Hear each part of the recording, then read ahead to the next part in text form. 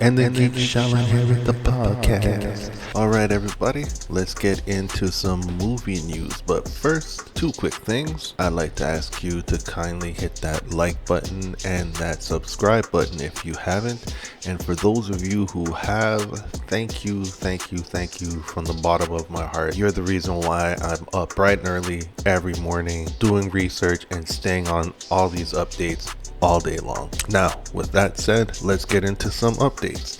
Let's start with Zach Cregger, the brilliant director and writer behind Weapons, and he is working on a reboot for Resident Evil, which we all know has been tanking under whoever's been controlling the rights. The last movie was a joke, and the weird Netflix series was way off. I did not like that series at all. But Zach Cregger, dedicated gamer to the franchise, says that he has no intentions on changing anything of the game. He's going to stay very faithful to it, and he's not going to use any characters from the game though. But it is definitely going to be a Resident Evil type movie. We knew a little bit of the premise, which was just basically some keywords as stated by the Hollywood Reporter: hapless courier, mysterious package, mutated creatures,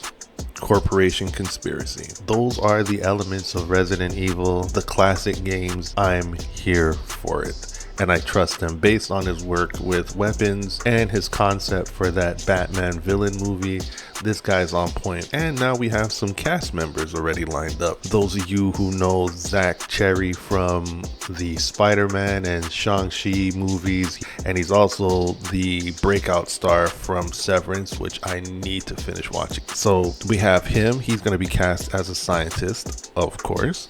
And then we have Callie Rice, who I know from True Detective Night Country. A lot of people, it was very divisive that season, despite the fact that it won awards. I thought it was well done. The way the plot came together at the end was a little iffy to me, but still the performances and the atmosphere was great. And she was one of the great actresses next to Jodie Foster. So she's going to be playing an ex-military character, which she fits that type of character. And then we have John O. Wilson, who is from Twisted Metal. We don't know what character he's playing yet or what type of role, but the cast is looking pretty strong so far, and I'm looking forward to this. What do you guys think of this so far? What do you think of the cast and the idea that he's running with, and the fact that we're not going to be using any of the Resident Evil characters? Doesn't mean he's not going to be using Resident Evil monsters, just not the heroes.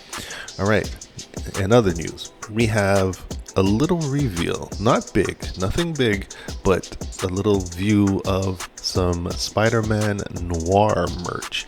It looks like one of the crew members might be wearing this. It's a sweater with the Spider-Man Noir face on the back with the fedora and the goggles. I'm wondering if maybe that is a sweater that they give to the stunt crew, but either way, it's official merch, and it is coming in early 2026. We've seen a little bit of footage before. I'm wondering if this is going to be more along the lines of the comic. Is this going to have a more serious, darker tone, or are you going to make this just the live action version of the Spider-Man Noir that we got into the Spider-Verse? So what do you guys think? I prefer the darker tone. I think that would be something just different. This is obviously in a totally different universe. It does not affect the MCU, does not affect Brand New Day. I mean, he could make an appearance in Secret Wars, but aside from that, what do you guys think? And lastly, some interesting developments in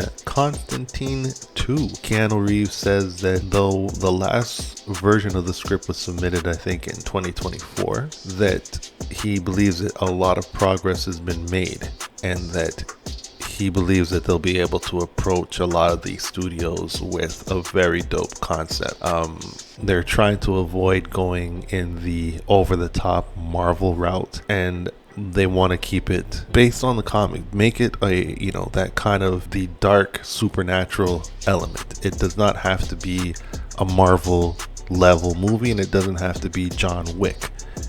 It just has to be dope.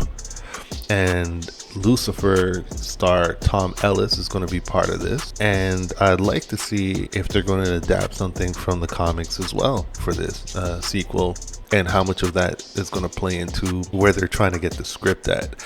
I do believe that Keanu Reeves is being very picky about these scripts, because to bring Constantine back, especially in this climate of superhero movies and superhero fatigue, you want to make this work, and this could branch off into something, you know, with, you know, Midnight Suns and the Blade movie and what we're going to get in the next phase of the MCU. You might want to take your time and nail this. So until it gets to where it needs to be, I will keep you guys updated on the progress of that. But are you excited to know that there is most likely going to be a sequel to Constantine?